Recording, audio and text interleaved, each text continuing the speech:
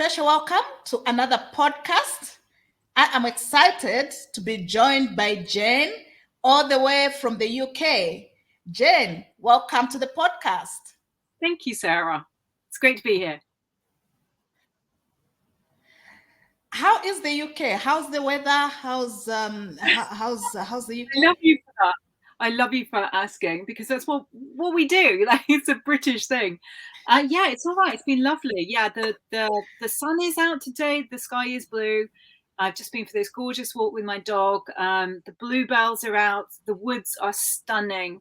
So it's just a great time to visit the UK. It really is. I think it's the best time, but it's lovely at the moment. It's starting to warm up, which is nice. Wonderful, wonderful, wonderful. A good weather is always a cherry on the top in life. Hey, we all want good weather. Definitely in the UK. It's mostly like grey skies and rain. But yeah, absolutely. Beautiful, beautiful. Jen, let's start our conversation by just you introducing yourself. Who is Jen? And tell us about the journey that you have walked.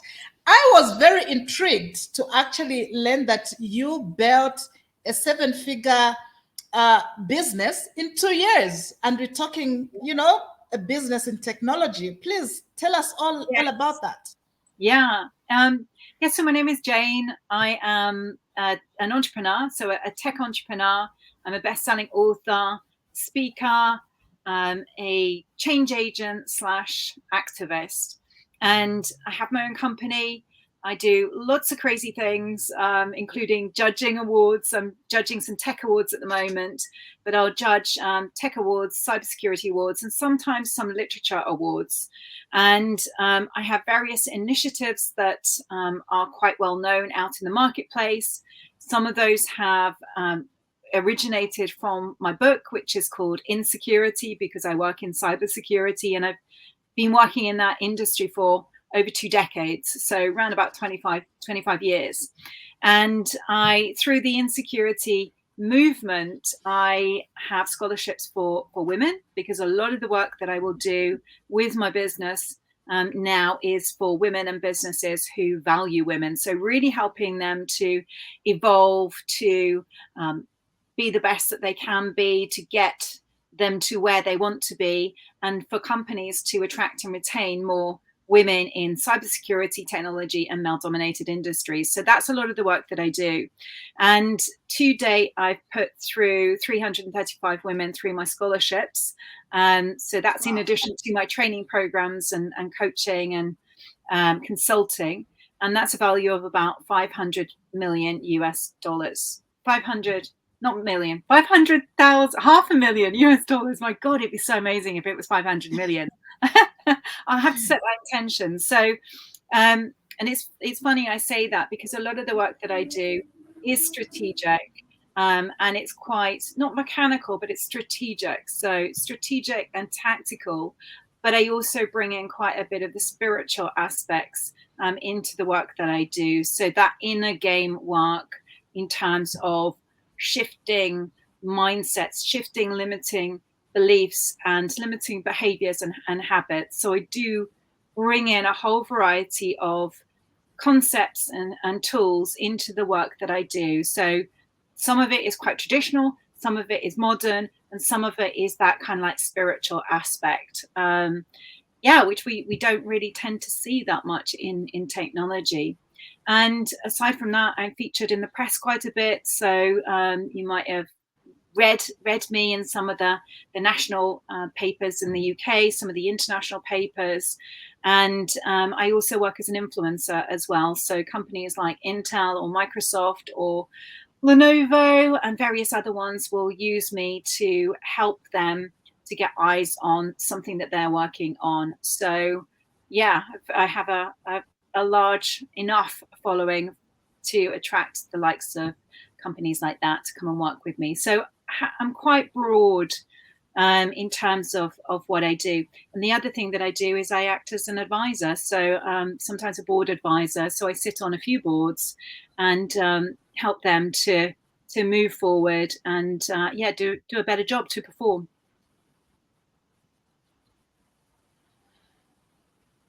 Wow, beautiful. What an amazing career you have. Absolutely, absolutely amazing. Thank you. It's quite broad. It's quite Yes. wide, actually. Yeah. And then in addition to that, did I say I was a mom? I've got three. I've got I was three gonna kids. ask you about that. Please tell us Yeah. about your motherhood side of things. Yes. So I've got three kids. I mean, I say they're kids, but they're older kids. And yeah, I mean, I'm so proud of my children. I really am. That's, when people sometimes ask me, what are you most proud of? It's always my children, so they're incredible. They are all so different. They get on so well together. And yeah, they drive me mad at times. But I'm very, very proud of how resilient and how courageous they are, and they've done well, with some of the things that they've done. But it's mostly their resilience and their mindset and attitude and wisdom. So, and we need all of that as we kind of journey through life, because life is tough. And even though I said right at the beginning, you asked me, who I am, what I do, and things like that. To a lot of people, I'm really well respected in the industry. I'm incredibly successful and all of that. But life is hard, and we're all working through a filter. Everything is filtered these days, so many people don't really see or know about the challenges that anyone faces. Whether you're really successful or not, we are all dealing with so much behind the scenes, and putting on the face and showing up. And some of us, particularly women, are doing the classic swan or duck move, where we're gliding across the water, but our little legs are like paddling really hard. So yeah, it's yeah, that's what I think anyway. Yeah, that is so true. And uh, I want to say profound, and it is. It's a perspective that you bring to the conversation that we need to dive into and engage into on a daily basis, because the challenges behind the scene are very real for so many people. Yeah, we're dealing with so much. They are, and I think particularly as a woman in leadership, what I Mm, find is a lot of younger women in big consultancies or in corporate, will actually come to me, and they fear not being able to have a family. It's just like, well, can you do it? And if so, how do you do it? Because mm, we're all being stretched so much. More is being put on us. And certainly as women, we're being told to do more. If you want to do well in this business, you've got to work twice as hard or 10 times as hard.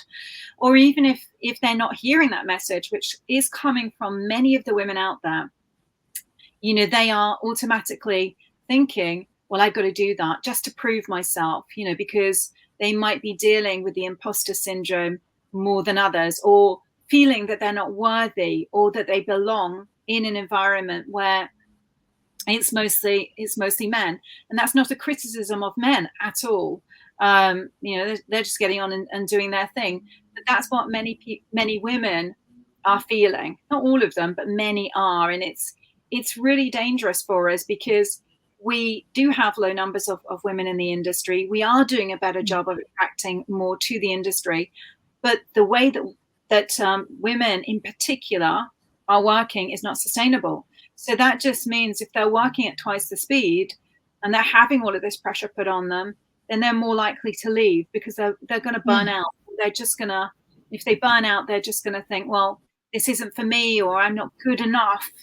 Um, so they'll exit. And right now we have, I think, over 50% of women, according to data out there, are leaving tech before they're 35 years old. And some of those women may have pivoted into tech, at a later stage. So the burnout, the way that we're working, given we're in a post-pandemic environment and many of us are working in a hybrid manner, is something that we need to look at for all human beings. But we have to be really mindful of the challenges that women have, and the way that they are working.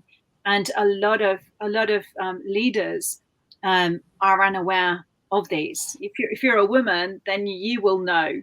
But if you're not, then you might be completely oblivious to just the types of things that are going on. And then, of course, there's the double duty, the work, that emotional labor, whether that's in the office and doing the office housekeeping, those extra roles, those plus one roles, all the kind of care duties that go on, in the home. That could be with children, it could be with older parents, it could be with extended family. But there's a lot,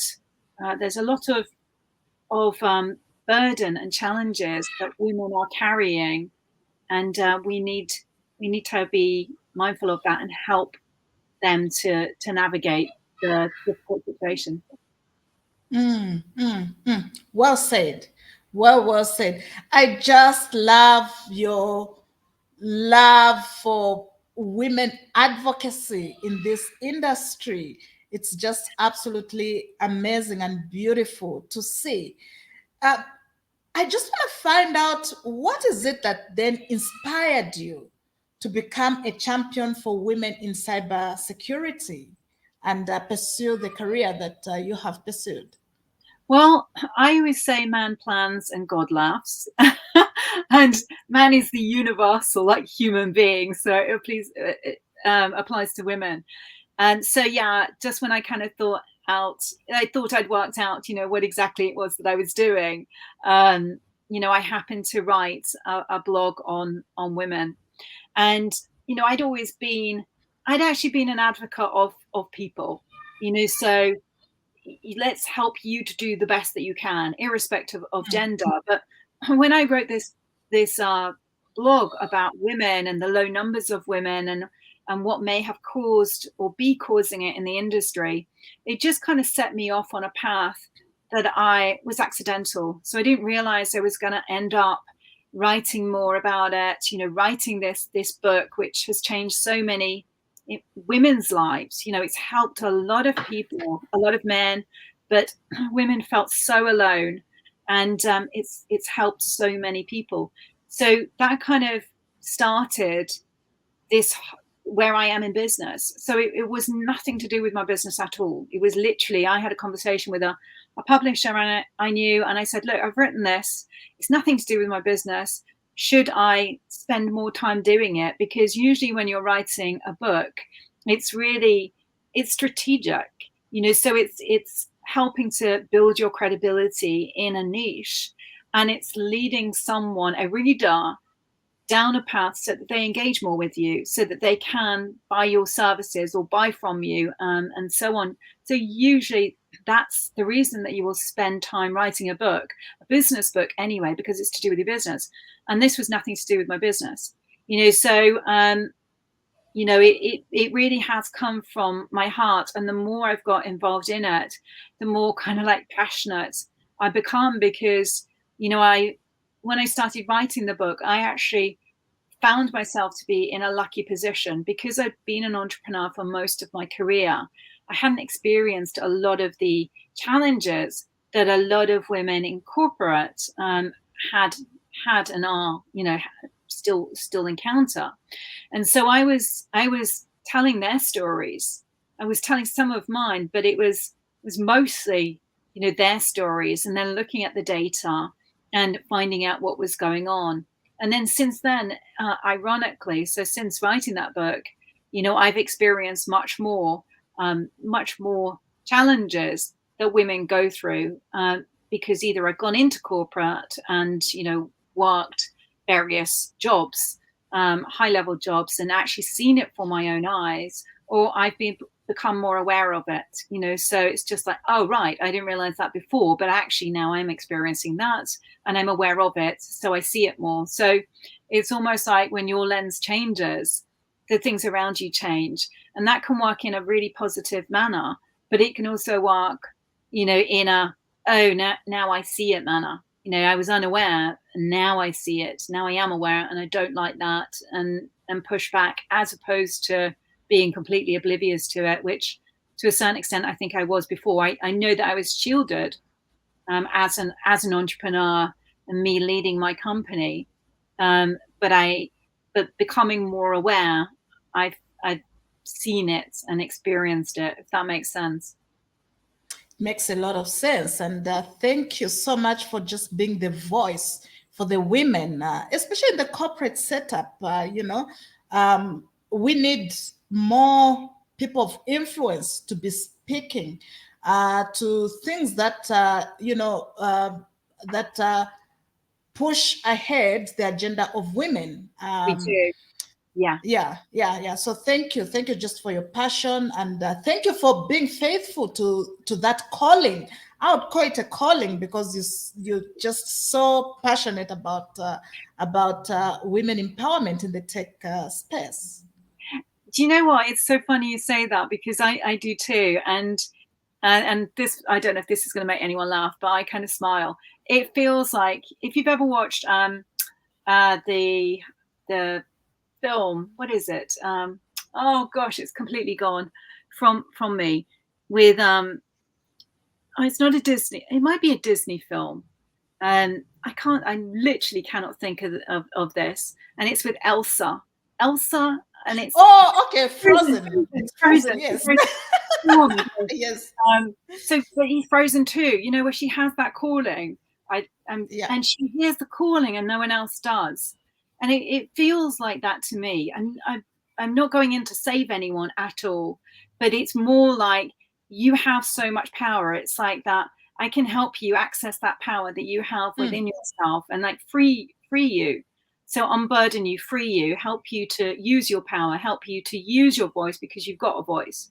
So often we hear women being told, you've got to find your voice, and it's just BS. It really is, because it's like, well, unless there's something wrong with your vocal cords, you've got a voice, so it's about using your voice, and it's about amplification, and helping to remove the risk, or helping in this case a woman to feel more confident, and I don't use that word lightly, but it's about those things. So it's very much like Frozen, where she hears that calling and it drives her mad, and she follows it. She's brave and courageous enough. She doesn't understand it, but I kind of feel that's a bit like me. I feel it very much. It is a calling. It's very much my purpose, to do this work, and to be a voice for the voiceless, and call things out, where I can, and to try and unify as much as possible, so to bring the togetherness, and to help us all, so that we can do a better job,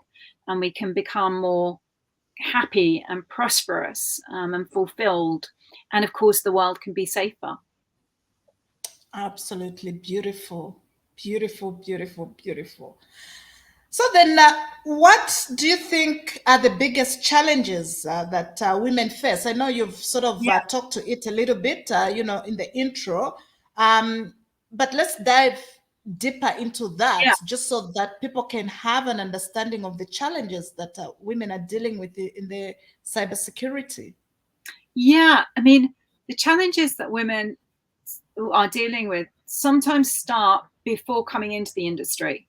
So we're doing a much better job as an industry of making more people aware of how amazing this industry is, the prospects, the pay, the opportunities, the fact that it's dynamic, and it's pretty much as future-proof an industry, because crime pays, and it's always going to be there, and everything's becoming more connected, so there are more issues. So it's very buoyant, and we're doing a much better job of raising that awareness out in the world, in schools, in colleges, in universities, and so that's all good. But the issues can be for women actually getting into the industry. So it could be a case of, that looks really interesting, I'd really like to find out more about that, I'd like to come along, I think that I've got the skills, and then they might be blocked. So there could be a challenge at that recruitment, that hiring phase. So they're being missed, or they are not getting in. So that's kind of like a challenge for them. The other, and there are various challenges going on there with them doing harder tests than men, or it could be application, or it could be being lost, or it could be biased interview processes. The other kind of challenge for them is once they're in. Once they're in, it could be that they are dealing with a certain culture which is not beneficial to them. So it's holding them back. It's not helping them. There's a lot of bias in the workplace. And it can be themselves. So they have limiting beliefs, limiting behaviors. So it's very much a combination of looking at these two aspects. When a woman comes into the industry, it's like, well, we need to build your worth, your belief, your belonging, and literally banish those limiting beliefs and attitudes, so that you can actually eliminate them and just move forward and progress. Because those habits can keep you stuck, and it's very easy to kind of look at the company and go, oh well, it's because of the culture, it's because of that leader, etc., etc., etc., and blame. But actually, you can take a lot of responsibility on yourself, and you can say, okay, well, fine, I recognize that I can change and I can do something about this. So be in your power. Use your power, because you're a life force and you have so much power that you're probably unaware of. I can change myself, and then that can cause behavior to change in other people around me, or for me to see things in a different way, and to be more understanding and be able to navigate my way around those challenges. Or it could be that you look at it and go, this is not for me here. Let me go and find another place where it is right for me. So it's still kind of like building your confidence, your worth, your toleration. It's just like you get what you tolerate, or you get what you're willing to tolerate. So it could be you actually saying to yourself, I'm worth so much more. This is not acceptable behavior. This isn't going to change, and I can't do anything about that, and that's okay. And now I'm going to find myself a place that is better for me, that does value my worth, that is going to develop me, and it could be that. So those are I think the challenges that are going on for women at the moment. So it's part them and it's part company. And the biggest, like I said earlier on, the burnout, the way that women are working is of huge concern, because so much is coming at us. Many of us in the industry are under-resourced. We've got tech layoffs going on.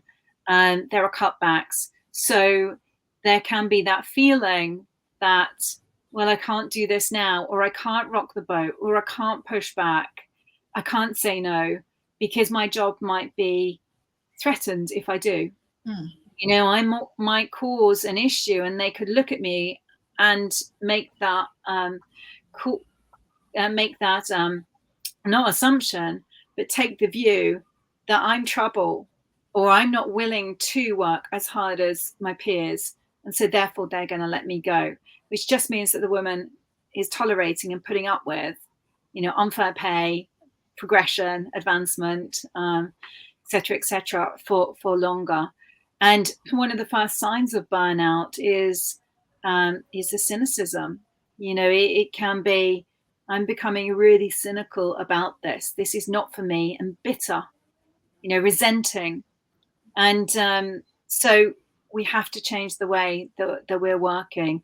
And one of the ways that you can do that is, yes, by finding a coach, yes, by finding, and I'd say, a good coach, a good mentor, but also coming together as a collective and supporting one another. And when we do that as a community, then we can find that confidence to actually push back, and we can ask the question, am I justified to push back? What do I do?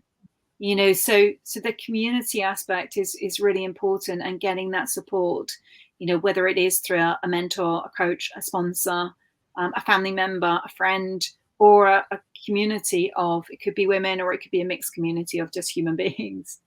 So those things are really important. Beautiful, beautiful. You bring a lot of important aspects to the conversation, Jen, and I just want us to dive a little bit deeper so we can bring more value to women at a personal level. So I love the points that you raise, especially the point of limiting self-belief. Yeah. I think a lot of women, have that. I just want you to unpack that. Yeah. What does limiting self belief look like? Just so that people can be able to Yeah. identify once they see what it looks like, and then they can actually be able to see that this is my challenge. Hence, I need Yeah. to deal with it. So Yeah. let's start by first Yeah. unpacking what self-limiting beliefs Yeah. look like, and then you can talk about Yeah. the solutions. How Yeah. do you break that kind of mentality as a woman in the tech Yeah. space? So it could be, I'll give you an example. Um, many corporations have goals and targets and quotas to get women into that organization. And they can very publicly announce those things. We've got this initiative. We're so brilliant because this, that, and the other. We're making this commitment, and it's big for them. So when a woman is recruited by a company that is operating in that way, sometimes she might think that she's only there because she's meeting a quota, for diversity and inclusion. So I'm only here because I'm fulfilling a stat, a quota, a target, etc., etc. And I've had so many women actually like come to me, literally, or so concerned. I'm going to leave. They don't value me. I'm only here because blah blah blah. And for me, what I say to them is, don't do that to yourself. You are here because of your ability. Because having that belief that they're not good enough, capable, competent, skilled, worthy, leads them to believe that they are only there because they are ticking a box. So for me, I always say to them, like, that is trash talk. You own your ability. You are not there. That is disrespectful to yourself. Like, how competent are you? So really get them to see their value, their worth, their ability. And in many of those cases, if I've been working with those women, I will turn around and say, not once has your ability come into a conversation, when your name has been mentioned. It's always like, blah, blah is brilliant. Cloud security, web application testing, whatever it is. It's just like, it has always been a conversation at how great that person, that woman is. So I'll say that. And usually when that happens, if I have worked with a woman, then they're certainly relieved, but they may cry. Literally, it's so big a deal for them.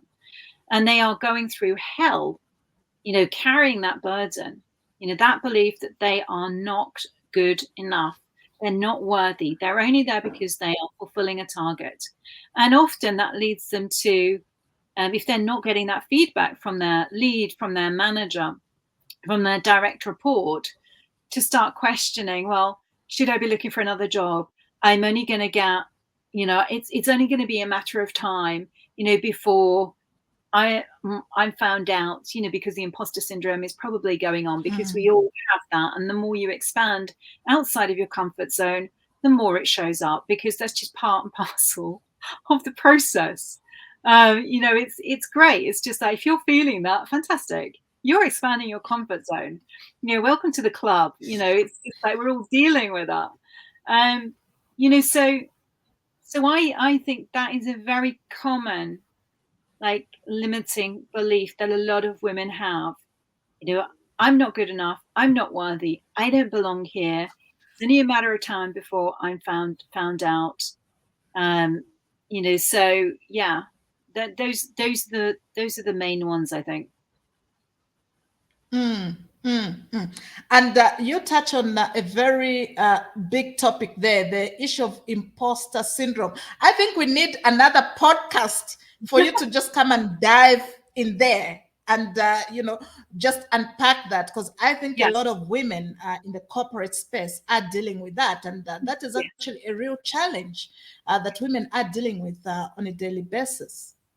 It is. It really is, and it's not. It doesn't target a specific gender. It's like we all go through it, but because of the way that women are working in male-dominated industries like tech and cyber, they feel it. They're more of an anomaly. So they stand out more. So if they make a mistake, if they fail at something, and then chances are there aren't many other women in their circle or working with them in their team who are experiencing that too. So they can feel very, very alone. So, and then if they do make a mistake, if something happens, that pressure is so much more because you're remembered for longer. It's just like, oh, did you see Jane, or did you hear about Jane? Like, what a major mess that was. Or so your reputation is at stake. It's quite similar to anyone in leadership positions. In the CISOs, for example, they make a mistake. They may be dragged through, or not make a mistake, but if there's a breach, they may be dragged through the media, through the press. All eyes are on them. And it is kind of like that for women. They can really feel that burden, that pressure, around them. It's just like, oh. I remember one leader saying to me, he was talking about a woman, and he said, "I'll never employ a woman again," because literally he employed a woman, and she didn't work out for whatever reason. He probably hadn't set her up for success, which is very common. Throw them in at the deep end. It's sink or swim. There's no guidance. There's no support. It's just hugely challenging. So many can be set up for failure. And his attitude was really interesting for me to witness, because it was just like, great, he'd had a bad experience with a woman. How many bad experiences had he had with a man? But had he ever turned around and said, I don't think I'll employ a man, again? It's just ridiculous, isn't it? But this is what can happen, with women, working in the industry, spotlights on them. And that's what can often cause them not to take further action, to step outside of their comfort zone, to make that move, because, well, what if I fail? Like, who's there to pick me up? Like, what are the consequences of that happening? And it might not be a kind of progression thing. It could be even speaking out or speaking up. It could be something as simple as speaking in a meeting. I'm not going to raise my voice. I'm not going to raise my hand, because what if I'm wrong? Well, I don't know enough about this industry. Who will listen to me? It's just like, have I got anything of value to add? Or he's just taken my idea and got credit for it. And what do I do about that? Do I speak up? Do I make a scene in the meeting? What do I do? So there's like so many things that are going on, which can cause women not to take a next step. It's harder for us, and that we need more realization from leaders, most of whom are men, to realize this is our environment. And I remember writing a blog not too long ago, and one of the C-levels from a major tech company read it, and literally it opened his eyes. So this guy was probably in his 40s or older, and he had not seen it presented in that way. And he was just like, oh, hadn't occurred to me that was going on. Now I understand it. Now I can see it through another lens. So it's our job to really help, I think, bridge that gap, to help the leaders to see it through another lens, to be more understanding and helpful, as opposed to put the onus always on us. And it's our job as women to realize that we have so much power to change the situation. We don't have to wait for permission. There's a lot that we can do. So it's not that we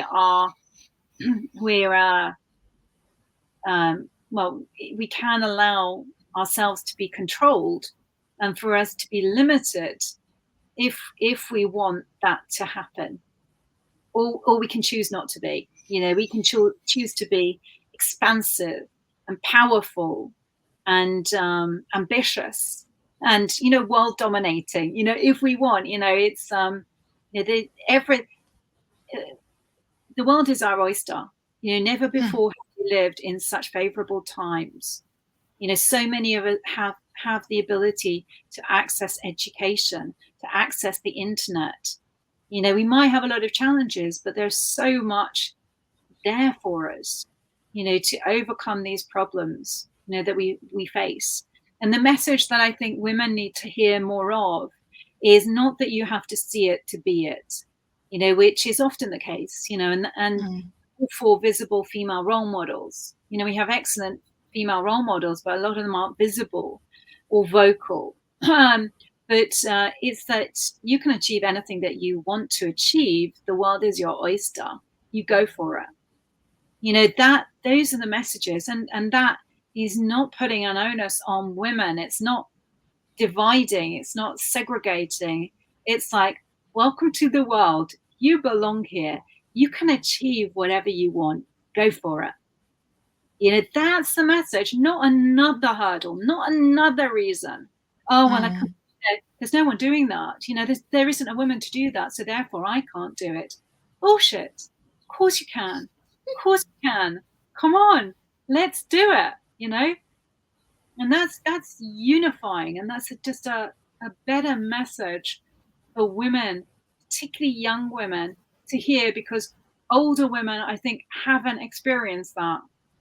The doors have been more open in lots of respects because they haven't had those messages. The social media, the internet, it's like they haven't grown up with those things. So therefore, I think in lots of respects, actually, they were less hampered. So we need to be changing the dialogue, changing the message, because otherwise this is detrimental to women. So is it the patriarchy, at work? Yes, it probably is. Yes, maybe it's intentional, maybe it's unintentional. I don't know. So what I do know is that we do need to change the dialogue, and we need to do that now, because it's not helping younger women. Absolutely powerful. Listen, Jen, I'm telling you now, we do need another podcast where you can just bring so much value, because you're bringing so much inspiration, and women need to hear that. Yeah. They need to hear that, the possibilities are theirs, and they should create those possibilities for themselves. And we do need to be unapologetic about that. Yes, absolutely. Yeah, it's ours. We need to own it. It's just like, it's there. And this is like the whole glass ceiling and things like that. Okay, it might be a barrier. In some companies, yeah. In some companies, they're toxic. Doors are shut, but find a way. Find a way. There's always a way. So it's just like open, be more open, have that growth mindset, be creative, use the world, the internet, the groups, build your network, find a way, because there's always a way, rather than choosing not to, or being caught up in that mindset, because it's very easy to go with the flow. It's very easy to realize that you're not being brainwashed, because it is, to a certain extent, it's brainwashing, and if we know that women are more compliant, typically than men, then are we going to comply with all of this brainwashing that is going on there? Or are we going to kind of say, no, let's create that wave, that movement, so that we're changing it and we can achieve more? Because when women are out there, when they are building their businesses, when they're getting access to money and power and, into those leadership roles, it changes it for men in a good way. It changes it for our planet in a good way. So we need more of this. We need more women in those positions, because keeping women back is bad for our planet. It is bad for the world. Things like poverty, things like innovation, so much richness and goodness comes. And this is why, I champion it and do the work that I do from enabling women to advance, in careers in the world, whether through their own businesses or in corporate. It is good for humanity. It's good for humanity, and not is putting us more at danger than ever, particularly when you look at tech and you see how we are leaping. I mean, with AI, we are leaping now. Like, great, fantastic. There's always like positives that come from these technologies and waves of change, but there are equal doses of negatives. So now more than ever, we really need to make sure that we are not hampering women, and particularly with companies, that they are actually walking the talk. Because the one thing that I know is there's so much virtue signaling and inactivity there. They are not, and I really do believe it's got worse. If I think I've been dedicated to this, since probably about 2016, absolutely dedicated. I've just seen a drop off. It's indispensable. Women are indispensable. There isn't that care, there isn't that effort. There is a lack of with corporates, especially the big corporates. Now more than ever, we need these big corporations to be pulling their finger out and doubling down on making sure that things are changing, and they're not enough. And it's got worse. Yeah. Great challenge, hey? And thank you for just bringing all those challenges that people need to be thinking about. Look, time has just flown. I cannot believe we're almost coming to an end of the podcast. Jen, as we start wrapping up our conversation, let's now shift the responsibility to the organization, which you've already started, and you're doing it so beautifully. What are some of the initiatives and policies that organizations can put in place to encourage more women to enter and stay in the cybersecurity field? Yeah, well, the first one is to come and work with me. Love it. I think so, yes. Yeah, absolutely agreed.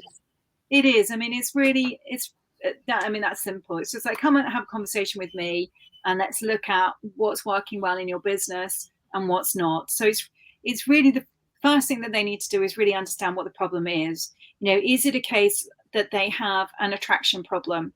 So they're not getting out to the right groups, the right places, and attracting women to come and apply for jobs. Is that the case? Is it a case of, well, they are getting women to apply, but not many are getting through to being accepted?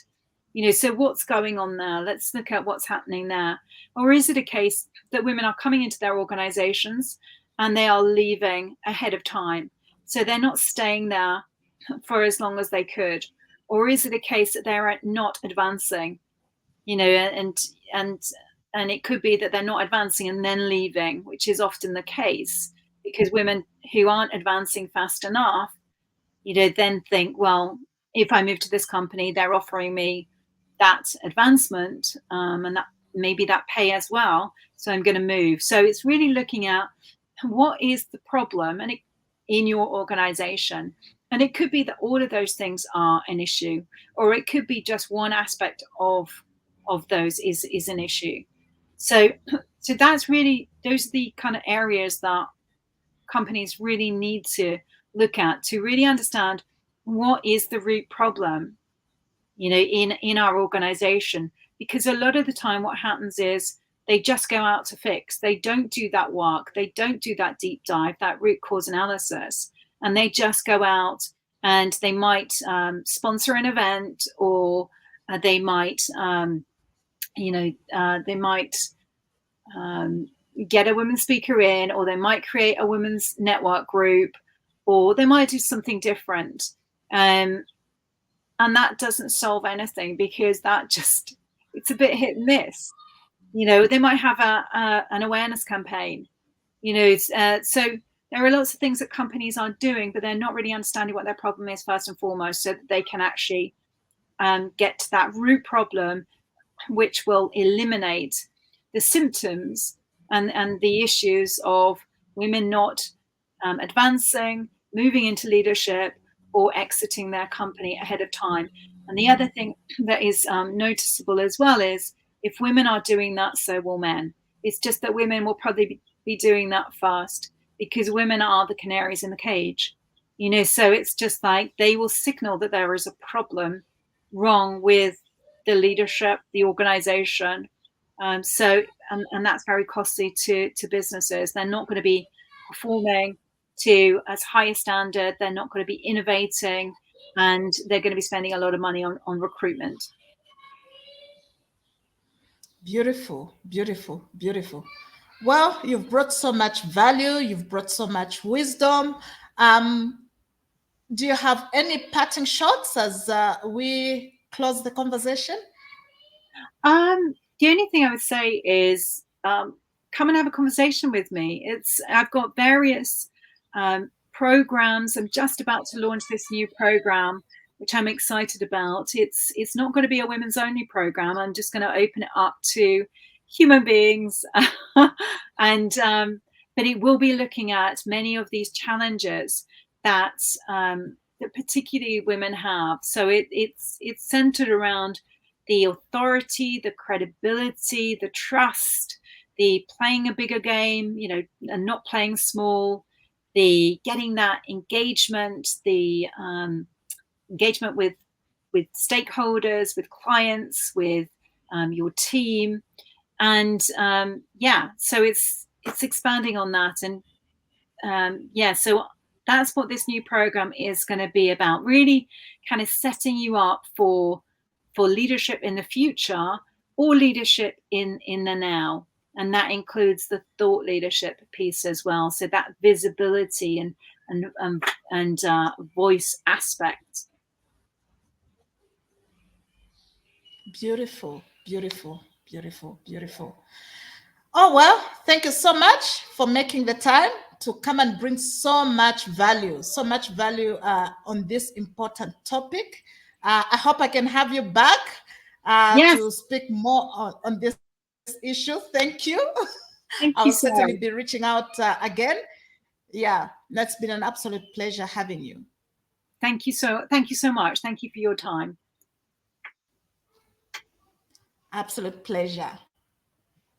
Absolute pleasure.